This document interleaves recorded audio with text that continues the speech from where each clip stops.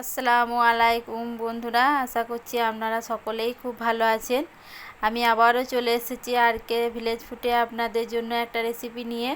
তো আজ আমি তৈরি করব দোকানের মতো নরম ও খেতে সুস্বাদু কাঁচা গোলা সন্দেশ। তো তার জন্য আমি প্রথমে নিয়ে নেব দুধ। আমি এখানে নিয়ে নিচ্ছি 1 লিটার পরিমাণে দুধটা প্রথমে ছানা কেটে নেব। দুধটা ফুটে উঠেছে, এরপর আমি ছানার পানি দিয়ে ছানাটা কাটবো। আমি এখানে 1 বাটি পরিমাণে ছানার পানি নিয়েছি, সেটা দিয়ে আমি একটু একটু করে ছানাটা কেটে নেব।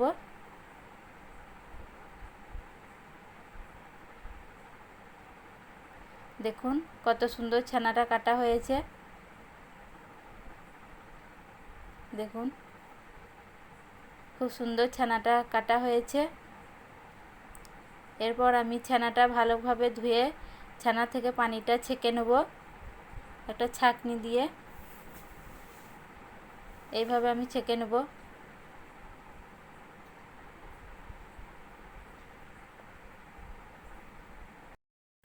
এইভাবে আমি সমস্ত ছানা থেকে পানিটা ঝরিয়ে নেব।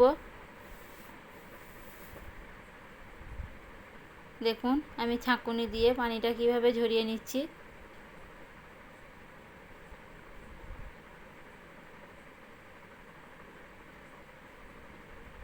এইভাবে সমস্ত পানি ঝরিয়ে নিয়েছি। দেখুন ছানা থেকে কত সুন্দর পানিটা ঝরে গিয়েছে। এরপর আমি এই ছানা থেকে সামান্য একটু পরিমাণে ছানা অন্য পাত্রে রেখে দেব, দিয়ে এটা আমি ফ্যানের হাওয়াতে কিছুক্ষণ রেখে দেব।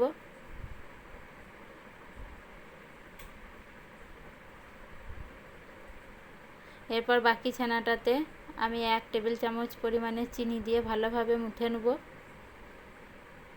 যতক্ষণ না পর্যন্ত চিনিটা গলে যাচ্ছে ততক্ষণ পর্যন্ত আমি মুথে নেব।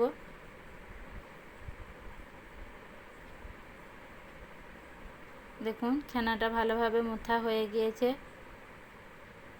এরপর আমি গ্যাস ওভেনের মধ্যে কড়াইটা দিয়ে দেব, তাতে আমি মুথে রাখা ছানাটা দিয়ে দেব, দিয়ে ভালোভাবে আমি নাড়াচাড়া করে নেব।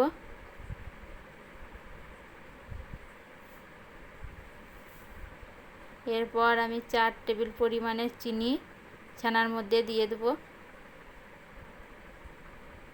দিয়ে আবারও ভালোভাবে নাড়াচাড়া করে নেব।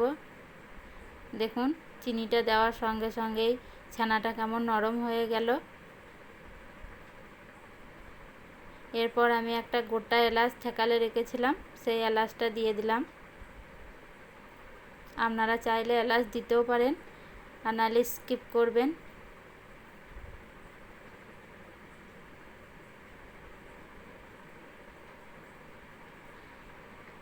এইভাবে আপনারা বাড়িতে কাঁচা গোলা সন্দেশ তৈরি করবেন, এটা খেতে খুবই মজাদার ও সুস্বাদু। দেখুন এখানে ভিয়ানটা তৈরি হয়ে গিয়েছে। এরপর আমি এই ভিয়ানটার সঙ্গে বাকি যে ছানাটা রেখেছিলাম সেই ছানাটা আমি ভালোভাবে মিক্স করে নেব। এটা গরম অবস্থাতেই মিক্স করতে হবে। দেখুন কতটা গরম।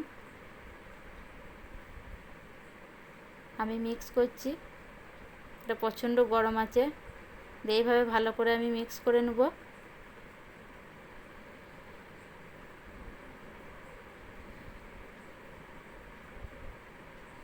ভালোভাবে মিক্স করা হয়ে গেলে তার মধ্যে থেকে আমি ছোট ছোট গোল গোল আকারে কেটে মিষ্টির আকারে শেপ করে নেব।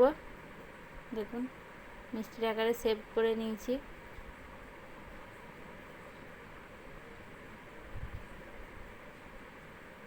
এইভাবে আপনারা তৈরি করবেন বাড়িতে কাঁচা গোলা সন্দেশ।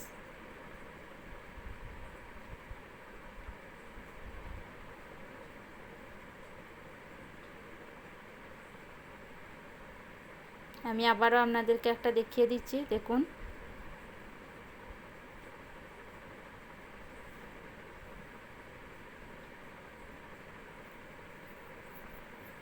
তারপর আমি যে আমলের গুঁড়ো দুধটা পাওয়া যায় সেই দুধের মধ্যে ডুবিয়ে রেখে দিচ্ছি।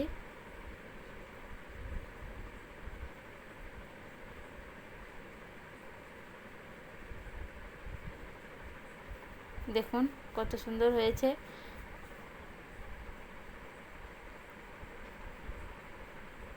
এটা দেখতেও যেমন সুন্দর, খেতেও ততটাই সুন্দর।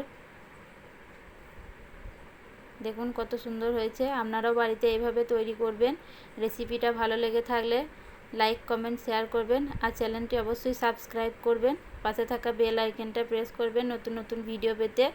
ভালো থাকবেন, সুস্থ থাকবেন। দেখুন আপনাদেরকে আমি কেটে দেখাচ্ছি কত সুন্দর হয়েছে।